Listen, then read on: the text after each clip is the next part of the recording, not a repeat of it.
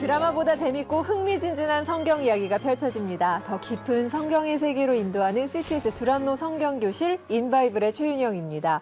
오늘도 은평교회 김동현 목사님께서 함께해 주셨는데요. 이제 사흘 남았습니다. 다들 아시죠? 기쁘다 구주 오셨네. 자, 예수님이 이 땅에 오신 날이 이제 사흘 앞으로 다가왔습니다. 그동안 코로나로 인해서 교회 행사는 물론이고 어떤 행사도 없이 조용히 보냈었잖아요. 올해는 좀 계획이 좀 있으세요? 목사님 어떠세요? 오늘 옷이 또 이렇게 딱 크리스마스 색깔로 입고 오셨네요. 여기 빨간 셔츠를 입을까 고민을 했는데 우리 교수님이 빨간 수혜를 입고 맞춰주셨어요. 오셔서 커플룩으로. 금년에는 이제 성탄절이 주일이에요. 그러게요. 굉장히 오랜만인 것 같습니다. 거의 기억이 안 나네요. 좋으세요? 어떠세요? 목사님들은? 그러면 저는 개인적으로 좋습니다. 저는 사실 크리스마스에 제가 캐나다에서 산타가 너무 설치는 게 꼴보기 싫어가지고 크리스마스 하나님 내가 예수님 생일 파티 해드릴게요 그래가지고 타이틀을 아주 독하게 줬어요. 산타는 죽었고 예수는 살았다. 그래가지고 온라이트 예배를 한번 계획한 적이 있어요. 그러니까 24일 날 12시에 땡땡땡 해피 버스데이 이거를 지저스 이거를 해가지고 하면서 준비를 제가 한 적이 있거든요. 그래서 이제 청년들, 청소년들이 밤에 온라이트로 놀기는 하는데 온라이트 예배를 드려본 적은 없잖아요. 그래서 제가 이제 그 예배를 준비하면서 너무 많이 울었던 기억이 있어요.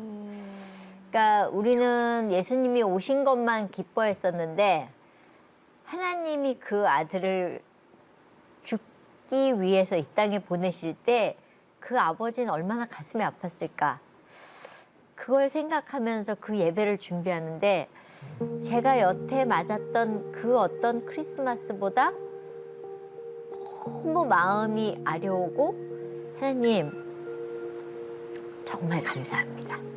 그리고 하나님 내가 그 마음을 정말 눈곱도 안 되지만 티끌만큼이라도 알게 해주셔서 너무 감사합니다. 그래서 저는 그런 게 그러니까 교회 안에서 산타 모자를 쓰는 것도 싫고 교회 안에서 루돌프를 이렇게 붙이는 것도 싫고 오직 하나님과 예수님만을 위한 축제가 됐으면 좋겠어요. 집에 산타 모자 갖다 버려야 되겠다. 아니 그냥 이건 제 생각이에요. 그런데 어때요? 거기는 성탄절이 없잖아요. 이스라엘에서는 네. 네, 이스라엘에서는 우리는 대부분이 유대인이니까 네. 크리스마스 별로 축하 안 해요. 근데 어떤 그 도시에서는 예를 들어 하이파나 예루살렘에서 기독교 사람들이 많이 있으니까 네. 잘 축하해요. 근데 아브라함이 이삭을 바치라 하라는 명령에 순종하는 걸 볼 때는 막 그렇게 가슴이 아프고 아렸는데 크리스마스 생각할 때는 왜 그냥 기쁘고 신난 것만 생각했는지 다시 한번 돌아보게 되네요.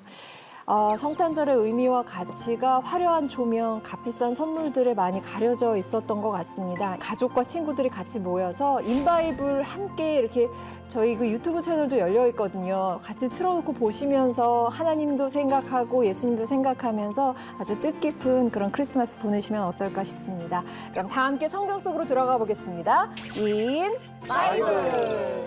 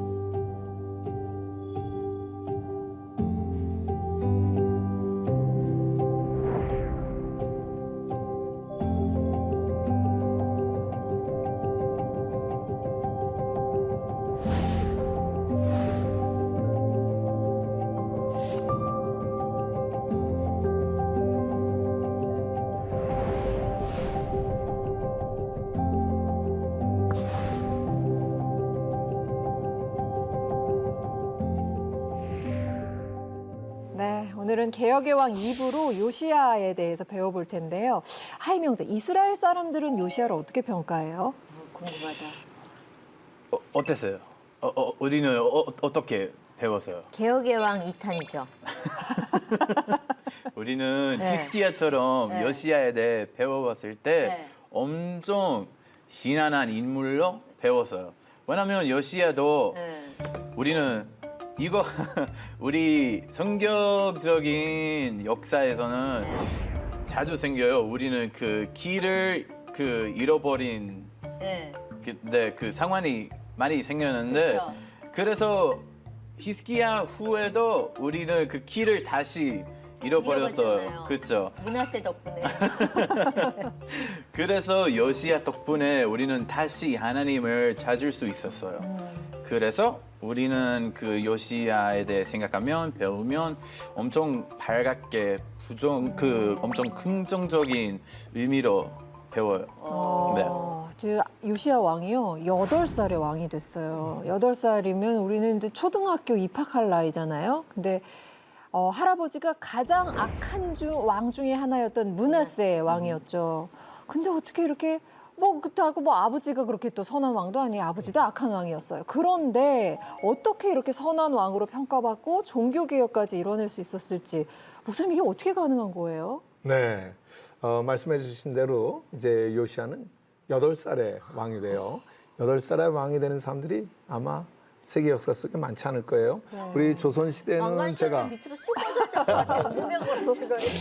것 같아요. 우리 조선 시대 역사 보니까 헌종이라고 하는 왕이 이제 8살에 왕이 되더라고요. 네. 그러니까 참 흔하지 않은 일이죠. 왜 그렇게 8살에 왕이 되었을까요? 그 아버지 아몬 왕이 된 지 2년 만에 반란이 일어나서 죽임을 당하고 그렇게 돼서 이제 백성들이 참 신기한 것은요. 보통 반란을 일으키면 그 왕을 죽인 사람이 이제 왕이 되잖아요. 네. 북이스라엘은 그렇게 해서 계속해서 왕조가 바뀌는데 그렇죠. 다윗 왕조는 바뀌질 않아요. 그래서 반란이 일어났음에도 불구하고 백성들은 어린 요시야를 이제 왕으로 세우게 되죠. 이제 성경에는 그 칭찬받은 왕들이 나오는데 칭찬을 받은 왕들은 항상 조건이 2가지죠. 이제 하나는 하나님 보시기에 정직히 행하였다. 또 한 가지는 이제 다윗의 길로 행하였다. 이 2가지를 가지고 이제 기준이 되어서 칭찬을 하는데 하나님 보시기에 정직하게 행하였다고 칭찬받은 왕은 8명이 돼요. 그런데 이 2가지 다 하나님 보시기에 정직하게 행하고 그리고 다윗의 길로 행하였기 때문에 칭찬을 받게 된 선한 왕은 3밖에 없습니다. 그래요. 네, 그게 이제 여호사밧 왕하고 히스기야 왕하고 그다음 오늘 나오는 요시야 왕이죠. 네. 처음 8살 때 왕이 되어서 16세가 될 때까지 8년 동안에 대해서는 사실은 성경에 자세한 기록이 없어요. 그리고 이제 16살이 되었을 때 이제 하나님을 찾기를 시작합니다. 요시야 왕이. 그리고 이제 20살이 되었을 때 드디어 종교개혁을 일으키게 되죠. 그래서 이제 우리가 그런 생각이 들어요. 종교개혁이 자주 하나? 아까 히스기야 때 했는데 했는데. 이게 도대체 몇 대 되지도 않아서 3대 만에 또 요시야 때 또 했어야 종교개혁을 해야지 되는 거예요. 근데 아까 우리 하임 형제도 이야기를 해준 것처럼 사람이 이렇게 길을 잃고 타락을 하는 거예요. 그래서 종교개혁은 사실은 자주 해야 합니다. 끊임없이 하는 것이고요. 나도 모르는 사이에 나의 중심이 흐트러졌을 때 다시 바로잡는 것이죠. 그래서 사실은 종교개혁은 어떤 그 역사적 사건으로 이루어지는 것이 아니라 우리가 날마다 하나님 앞에서 우리의 관계를 다시 재정립하고 그리고 새롭게 하는 이 종교개혁의 마인드로 살아가는 것, 이게 중요한 것 같아요. 쉽게 길을 잃어버릴 수 있는 게 신앙이고 이런 것들이 아닌가 싶은 게 우리가 새벽 기도도 다니다가 한 이틀만 빠지면 뭘 또 가 뭐 이렇게 느슨해지잖아요. 그러니까 이들에게는 어떤 면에서는 그렇게 쉽게 하나님을 잃어버리는 조건들이 너무 많았을 것 같아요. 네. 그렇죠. 요시야 왕은 이제 먼저 종교개혁을 일으키면서 첫 번째로 했던 것은 역시 지금 이야기하신 것처럼 우리 신앙적으로 지금 잘못되고 있는 것 체크를 하는 거죠. 그것이 우상이었습니다. 그래서 항상 이 우상 숭배가 하나님 앞에서 가장 큰 문제가 되는 거죠. 그러니까 결국은 이제 불신앙과 불순종 이 두 가지인데요. 결국 그 문제들을 이제 해결해야 되는 거죠. 그래서 먼저 우상을 척결하게 됩니다. 그런데 요시야 왕은요 굉장히 철저하게 합니다.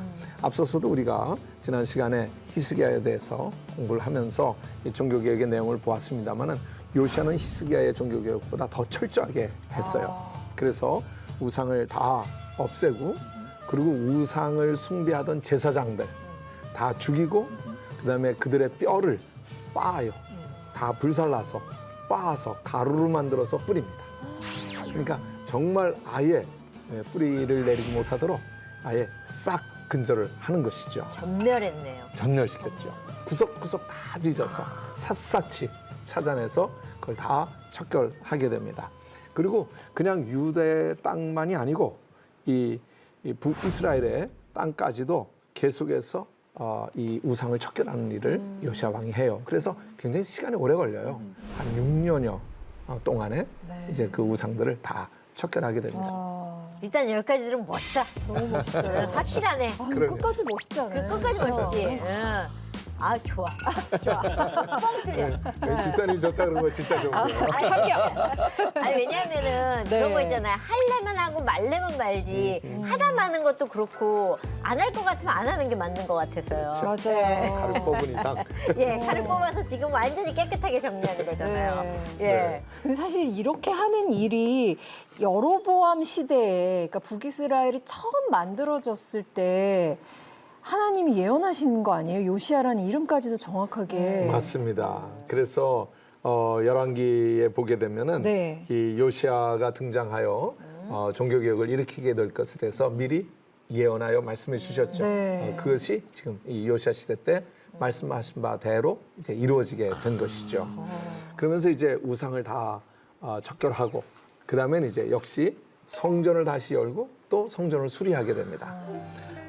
그동안에 그러니까 히스기야 이후로 한 70여 년 동안 또 성전이 닫혀 있었습니다. 그리고 또 성전은 피폐해져 가고요. 그래서 이제 다시 성전을 수리하고 이제 리모델링을 하는 거죠. 근데 이거는 그냥 단순히 성전을 다시 수리하는 게 아니에요. 신앙을 수리하는 겁니다. 하나님과의 관계를 수리하는 것이고요. 그래서 하나님과의 관계 속에서 그 순수함을 다시 회복시켜가는 그런 종교개혁을 합니다. 그리고 요시야는 철저하게 자기 자신의 모범이 돼요. 좌로나 우로나 치우치지 않고 온전하게 하나님의 율법을 따라서 이제 종교개혁을 일으키면서 이스라엘 백성들 속에 스스로 모르는 사이에 자리 잡고 있었던 불신앙, 불순종 그걸 다 이제 걷어내는 종교개혁을 일으키게 되죠. 네, 그 히스기야 왕 그다음에 그 아들 므낫세 통치 연도가 보통이 아니에요. 55년이라고 성경에 돼 있는데 보통 우리 다윗 솔로몬 40년이 상당히 그 오랫동안 통치했는데 그러니까 아버지 히스기야 한 25, 6년을 아들이 그 2배 정도 통치하면서 완전히 뒤집어 놓은 것이 어쩌면은 북쪽에서 내려온 그러한 범실론적인 그런 것에 영향을 받지 않았는가. 그러니까 아버지가 잘해놓은 거 아들이 아버지보다 한 2배 정도 통치하면서 그 국제적인 종교로 나가는 거는 일도 아니었고요. 결국은 우리가 그 손자인 요시야를 이야기할 때도 그 할아버지 므낫세가 워낙 그렇게 범실론적인 그러한 범죄를 행했기 때문에 이제 요시야를 통해서 다시금 여호와로 돌아온 것이죠. 와, 히스기야가 그러했던 것처럼 요시야도 종교개혁을 통해서 온 나라의 우상을 없애고 성전 수리하고 정결하게 하는 일을 단행하는데요. 그 과정에서 요시야의 인생의 결정적인 물건 하나를 발견하게 됩니다. 목사님, 그 물건은요? 이제 율법책을 발견하게 되죠. 그리고 그 율법책은 이제 신명기였다고 생각을 하는 거예요. 어찌 생각해 보면 성전에서 율법책이 나오는 건 당연한 거 아닌가? 그런 생각이 들 수도 있어요. 성전이니까 당연히 율법책이 있었을 것 같고 그동안에는 뭐 성전이 닫혀 있어서 어찌됐는지 잘 모르고 있다가 이제 수리하면서 보니까 율법책이 발견되는 건 뭐 당연해 보이지 않을까? 이제 이렇게 생각할지도 모릅니다. 그러나 사실은 굉장히 엄청난 일인데 저는 그런 생각이 들어요. 이건 마치 하나님의 기도 응답과도 같은 것이다. 그런 생각이 들어요. 그러니까 지금 요시야 왕이 얼마나 하나님을 사랑하고 또 하나님을 바로 섬기기를 사모하고 그러면서 우상들을 척결하고 성전을 수리하고 그럴 때 하나님은 그 성전에서 이제 율법책을 발견하게 하시는 거죠. 하나님의 말씀을 얻게 되는 것이죠. 그런데 이제 그게 신명기라고 보잖아요. 그런데 신명기라고 하는 게 어떤 책입니까?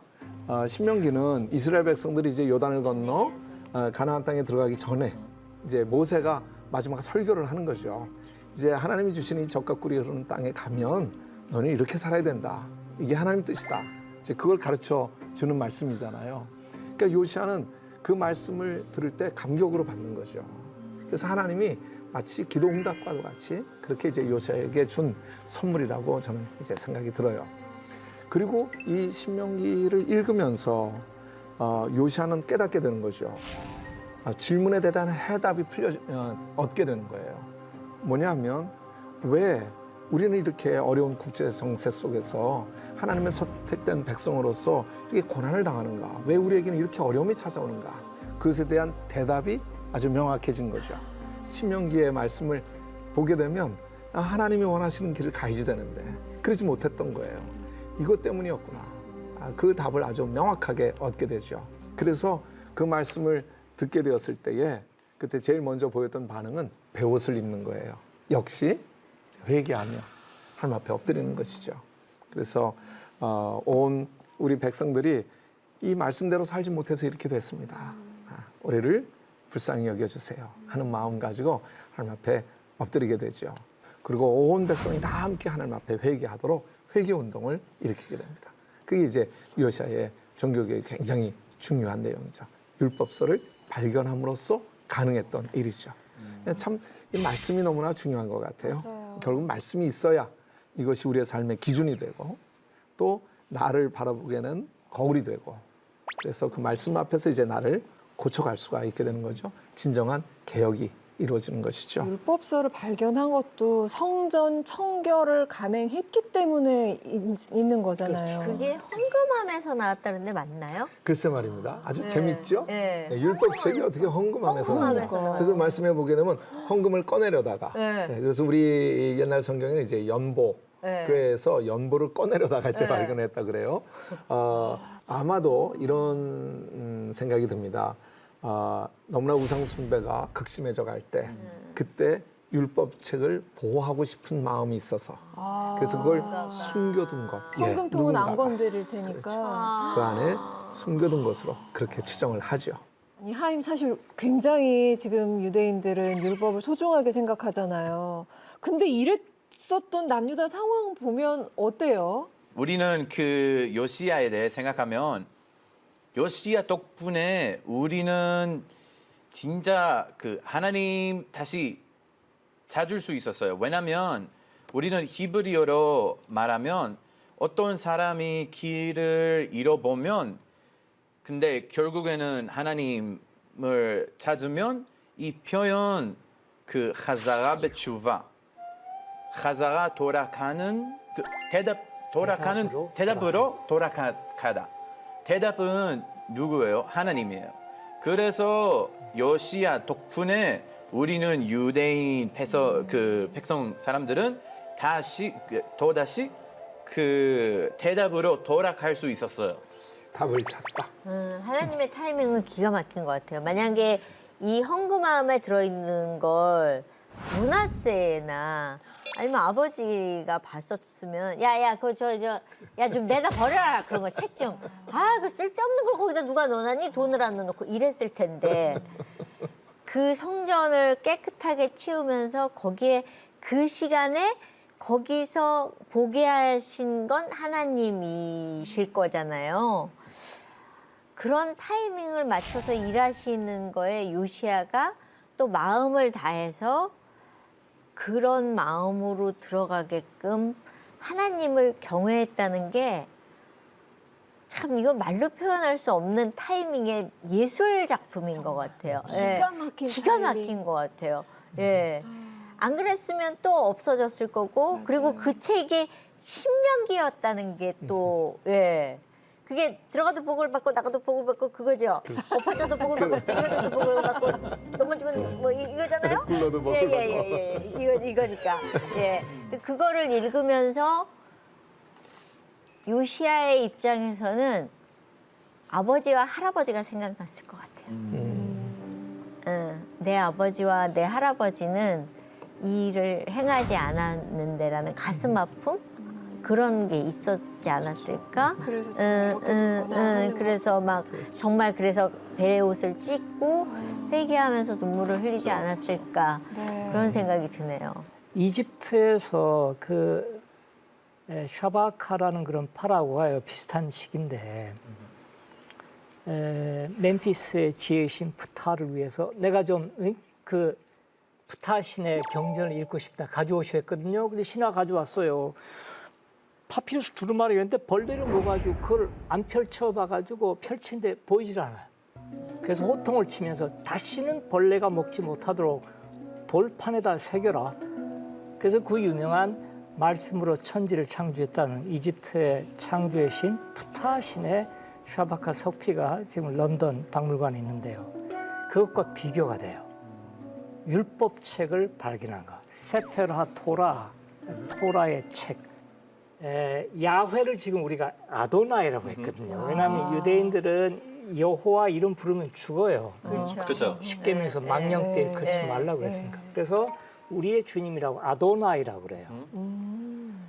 그러니까 여호와께서 우리의 신이시고 여기서 엘로힘 보통명사 신이 돼요.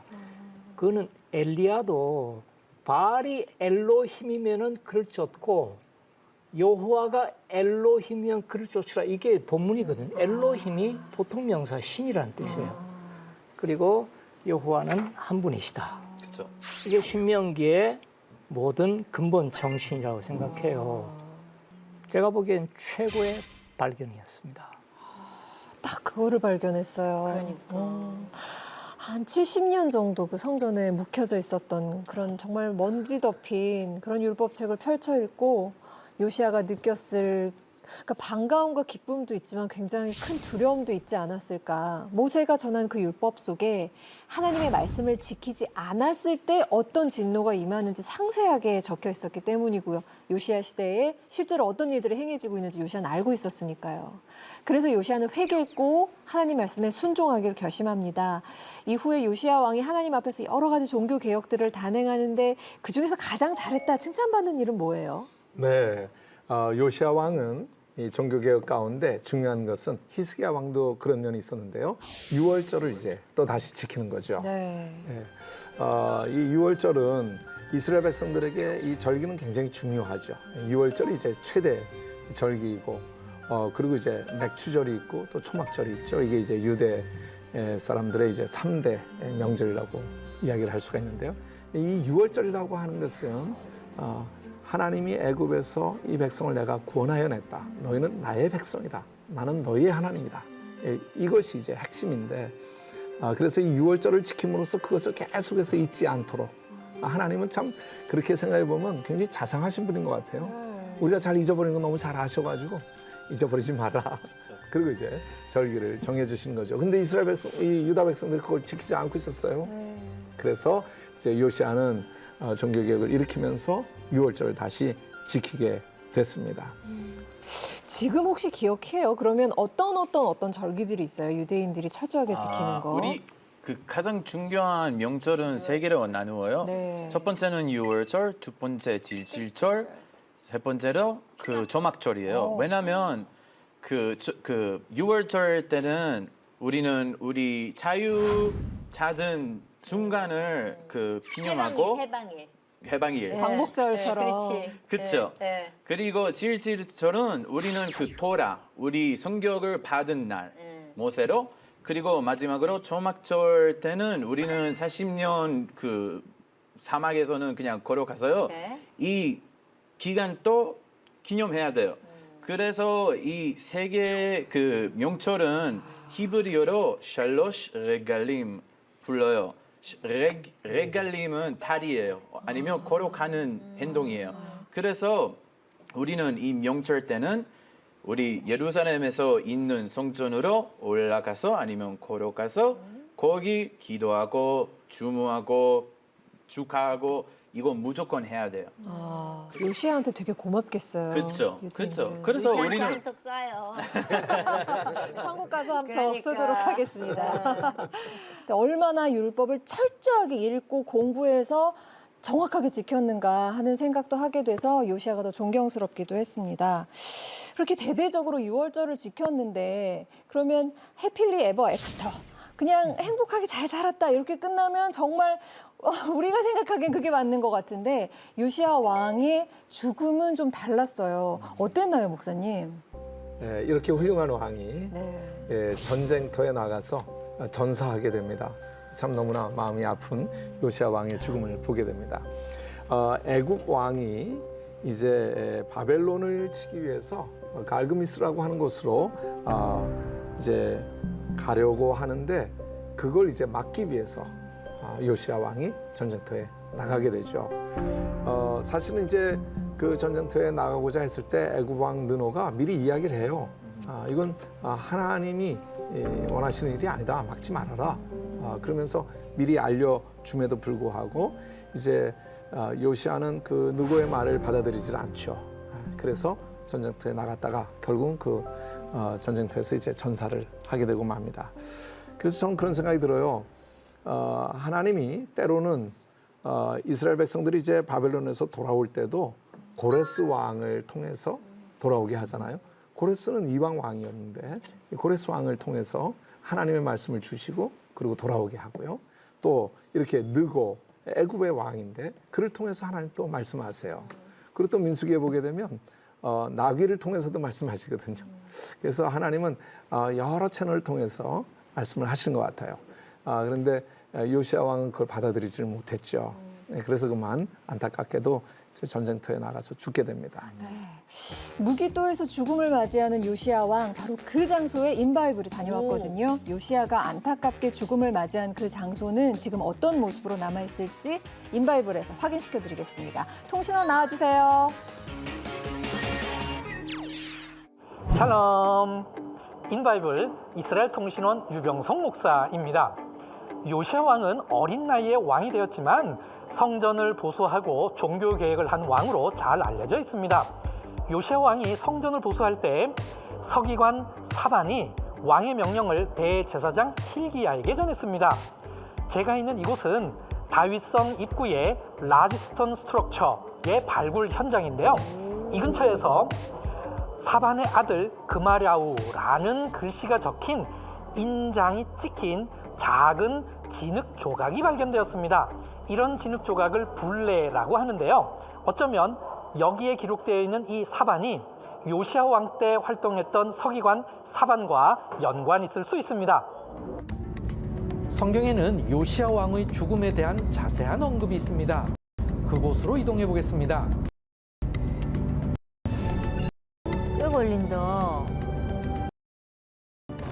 신약의 아마겟돈으로 더 잘 알려져 있는 곳이죠.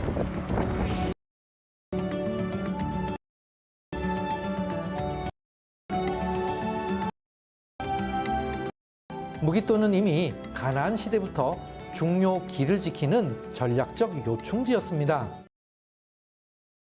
요시아 왕이 성전 정돈하기를 마친 후 그의 운명을 바꾼 큰 사건이 벌어졌습니다. 애굽 왕 바로 느고가 유프라데스 강가 갈그미스를 치기 위하여 군대를 동원한 것이죠. 요시아 왕은 바로 느고를 저지하기 위하여 이곳 무깃도에서 싸우다 전사했는데요. 이제부터 저와 함께 이 무깃도를 둘러보도록 하겠습니다. 솔로몬은 3개의 병거성을 지었는데 그중 하나가 무깃도입니다. 이와 같은 흔적을 통해 볼 때 이곳 무깃도에는 이스라엘의 전차 부대가 머물렀을 것입니다. 정말 목사님 다양하셔. 제가 있는 이곳은 텔 무깃도의 남쪽 마구간인데요. 솔로몬 왕이 지은 것으로 추정하고 있습니다. 이 무깃도는 일찍부터 교통의 요지이면서 곡창지대인 이스라엘 대박. 평야를 지키는 전략적 요충지였습니다. 그런 이유로 바로 누고도 갈그미스로 진격할 때 이곳 무깃도를 통과하려고 했던 것이죠. 요시야 왕은 바로 누고를 이곳 무깃도에서 맞섰던 것입니다. 솔로몬 이후 아합 왕이 무깃도를 더 강력한 병거성으로 만들어 놓았습니다.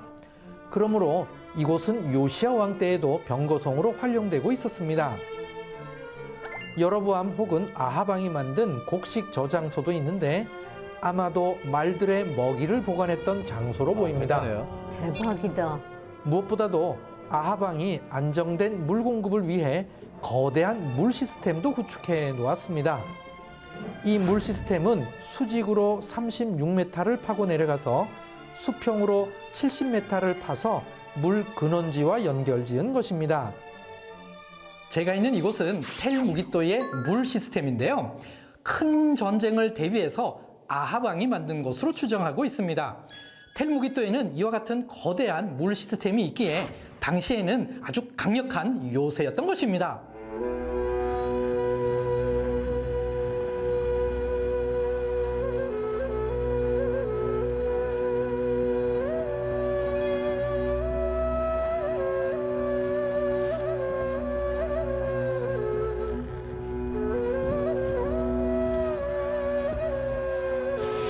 야, 저게구나. 요시야 왕은 하나님 보시기에 정직히 행하고 다윗의 모든 길을 행하고 좌로나 우로나 치우치지 않는 왕이었습니다. 그가 바로 누고와 싸우다 전사한 텔 무깃도에서 지금까지 인바이블 이스라엘 통신원 유병성 목사였습니다. 다음 시간에 뵙겠습니다. 그럼 레이트라웃. 트라오.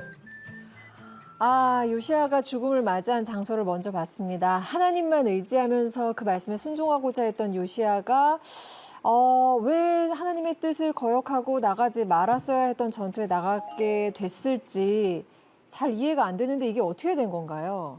네, 사실은 이제 역대하 34장에 보게 되면 요시아는 하나님이 내리시는 그 재앙을 눈으로 보지 않고 평안히 그 조상들의 묘실에 들어가게 될 것이다. 그렇게 이제 말씀을 하신 것이 있거든요. 네. 그래서 사실은 이 전쟁터에서 요시아가 죽은 것까지도 다 하나님의 계획 속에 하나님의 섭리 가운데 있었다라고 여겨집니다. 네, 그런 거 있잖아요. 우리의 실수나 우리의 실패나 우리가 잘못 가는 길을 가면 하나님이 나를 버리실 거야라고 생각을 하는데 오히려 하나님 앞으로 돌아오면 그 실수나 실패를 들어서 나를 또 다른 방향으로 쓰시잖아요. 그러니까 저는 요시야 왕도 말씀에 있었던 것처럼 그때 당시에 왜 말을 듣지 않았어가 아니라 말을 안 들은 걸로 인해서 뒤에 생길 일에 대해서 하나님이 여기까지가 네 몫이야라고 어쩌면 허락하신 게 아닌가라는 생각이 들었어요. 네. 그래서 이제 우리가 잘 아는 말씀 네. 로마서 8장 28절의 말씀처럼 모든 것을 다 합력해서 하나님의 선을 이루어 가시는 거죠. 그러니까 우리는 우리의 계획대로 우리의 생각대로 안 됐을 때 왜 이렇게 됐지 하는 질문을 던지게 되지만 네. 사실은 하나님의 계획, 하나님의 그 선하심 속에서 보면 다 그것이 다 아름답게 이루어지는 거죠. 그래서 이제 좋은 그 선생님들은 예를 들어 유치원 어린이들이 그림을 그릴 때 동그라미 같은 것도 이렇게 제대로 못 그리고 삐뚤어지잖아요. 그쵸. 그리고 뭐 집을 그리라는데도 이게 뭐 영 이상하게 삐뚤어진단 말이죠. 그러면 그걸 구겨버리고 또 다시 그려가 아니라 이게 찍 나갔을 때 그걸 살려서 또 그림을 그리잖아요. 그게 사실 좋은 선생님이고 또 그 아이의 그것을 이제 살려주면서 그림을 완성하게 되는 모습을 볼 때가 있는데 우리 하나님 그렇게 일하시지 않나 그런 생각이 듭니다. 부모도 반성을 해야 되네요. 애들이 동그라미 이렇게 그리다 좀 막 에이그 이게 그림을 이따고 그래가지고 그 잘했어. 그 옆에다가 동그라미 하나 더 그리면 똑같아지겠지 뭐 이렇게 해야 되는데 하나님은 그렇게 하신다는 거죠. 맞아요. 네. 너무 멋진 하나님. 이스라엘 사람들은 이 요시아의 그 마지막 무깃도 원정 아니면 뭐 무깃도 전투에 대해서는 뭐라 그래요? 마지막 죽음의 모습. 요시야는 모습이 좀 멋있어요. 솔직히 멋있다. 아, 말하면. 왜냐면 그때 그 요시야는 그 사우로 가야 된지 않았어요. 근데 이 그 이집트 왕이 왔을 때 좀 위험이 들어갔어요. 그래서 왕으로 우리는 지키는 왕으로 그 뭐 위험을 잡아야 돼요. 우리 과거에는 그 이집트에서는 노예로 살았어요. 네. 자유 없는 사람들로. 그래서 이제는 우리 뭐 강렬한 그 나라로 아니면 뭐 같이 뭐 유대인 사람으로 그 이집트 반대로 갈 수 있으면 멋진 생각이에요. 그래서 우리는 그 요시야에 대해 생각하면 영웅으로 생겨요. 영웅으로. 이집트, 아수르, 바벨론, 유다 이 네 개를 볼 때에 지금 이집트는 아수르가 싫은 거예요. 그리고 지금 요시야를 죽인 바로 느고라고 하는데 바로 그 사람 뜻이 아니라 파라오. 파라오란 말은 이집트어로 큰 집이라는 뜻입니다. 텔, 파라오. 느고라는 그 왕이 아수르에 대해서 반란을 일으킵니다.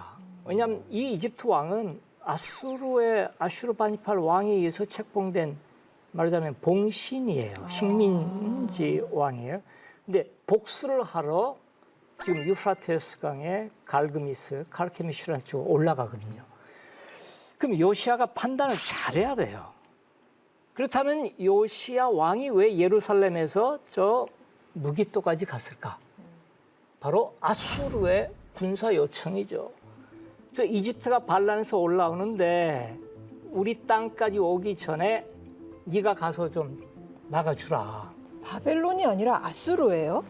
지금 애굽이 아. 아수르를 치기 위해서 아수르한테 복수하기 위해서 지금 올라가고 있는 거거든요. 거기 열왕기하 잘못 알고 있었구나. 23장 29절 보시면은 네. 애굽의 왕 바로 느고가 아수르 왕을 치고자 하여. 아, 네. 그렇구나. 왜냐하면 그 당시 애굽의 왕은 아수르의 속국이에요. 너무 싫어요. 거기에 반란을 일으킨 거예요. 그럼 요시야가 판단을 잘해야 되거든요. 그렇다면 요시야가 무기토까지 간 이유는 아수르 왕의 요청일 것이다. 애굽 왕이 올라오기 전에 무기토쯤에서 저지해달라. 아쉽게도 요시야는 판단착오로 바벨론의 신흥 세력인데 판단착오로 아수르의 성경에 안 나오죠. 아수르 왕의 요청을 받고 애굽을 저지하기 위해서 나간 것이 아닌가. 하나님 앞에서 정직하고자 순종하고자 몸부림쳤던 요시야 왕의 노력이 또 굉장히 큰 도전으로 다가왔습니다. 그리고 아주 큰 감동을 줬고요. 어떠셨어요, 여러분은? 목사님 어떠셨어요? 네, 저도 오늘 이렇게 같이 준비하고 또 같이 말씀을 나누면서 굉장히 많이 배우게 되네요. 네. 예, 또 오고 싶으시죠? 그래요. 너무 좋습니다. 예. 제가 많이 배우고 네. 또 같이 이렇게 나누는 시간 자체가 예. 굉장히 은혜가 되고요. 또 우리 이성민 집사님의 말씀 속에서 굉장히 많이 도전받고 예, 이번 성탄주일 설교 제목도 없고 감사합니다.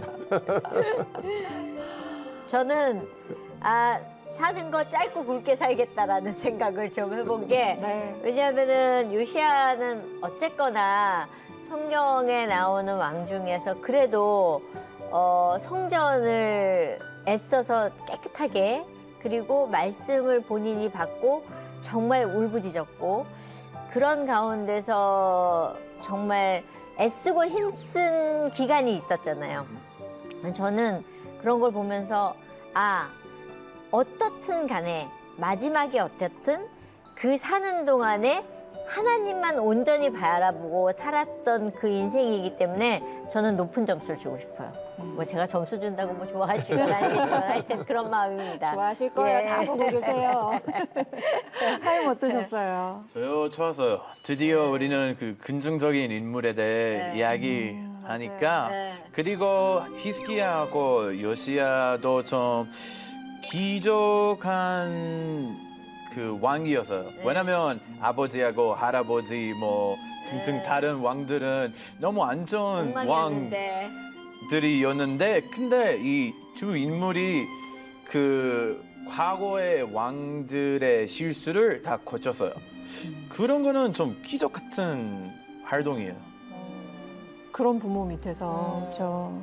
교수님 어떠셨어요 오늘? 예, 이 책의 발견, 율법 책의 발견. 우리가 이제 유대인과 기독교인들을 그 중세 아랍 사람들이, 무슬림들이 책의 민족이라고 그랬어요.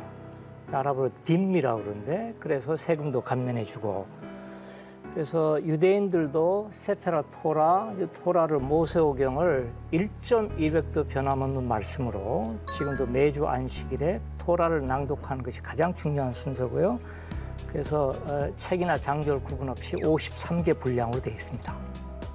매주 회당에서 해서 모세오경을 다, 거기는 저 랍비나 뭐 지도자가 있는 것이 아니라 우리 저 헌금 순서처럼 그 평신도들이 돌아가면서 토라를 낭독하는 것이죠. 우리 또 종교개혁 마틴 루터처럼 솔라 스크리트라, 오직 성경 말씀으로 그 발견한 사건이 가장 인상적이었습니다. 김동현 목사님과 함께 악한 시대의 믿음의 사람으로서 하나님 앞에서 정직하게 살고자 노력했던 히스기야 왕, 또 요시야 왕에 대해서 배워봤습니다. 다음 이 시간에는 또 다른 흥미진진한 성경 이야기로 인사드릴 예정이니까 기대 많이 해주시고요. 김동현 목사님과는 여기서 인사 나누도록 하겠습니다. 함께해 주셔서 고맙습니다. 네, 감사합니다. 감사합니다. 오늘은 북이스라엘의 멸망에 대해서 알아볼 텐데요. 그동안 아슬아슬하게 명맥을 이어왔습니다. 여로보암 이후에 계속해서 파멸의 비탈길을 걷던 북이스라엘은 호세아 왕을 마지막으로 아수르에 의해서 멸망당하는데요. 시도 때도 없이 쿠데타가 일어난 북쪽. 정말 많은 왕이 바뀌죠. 그리고 나서 왕이 됐는데 한 달을 통치를 해요. 정말 뭐 어떻게 해보지도 못하고 이렇게 그러니까 이제 지리적으로 볼 때요. 네. 거기가 항상 북쪽에 강력한 세력이 가까운 거예요. 북이스라엘이 멸망할 당시 수도였던 사마리아 성을 찾아왔는데요. 국가적으로 위기에 처한 순간에도 하나님을 찾지를 않았습니다. 그래서 멸망은 뭐 놀라운 일이 아니죠. 당연한 일이다. 당연한 일. 북이스라엘은 모반과 반역이 계속되는 혼란의 역사 속으로 빠져듭니다. 다 함께 성경 속으로 들어가 볼까요? 인 바이블. 이 프로그램은 여러분의 미디어 선교 후원으로 제작되었습니다. 선교는 사명, 후원은 동역. 당신도 복음을 전할 수 있습니다. 선교 후원 02-6333-1003번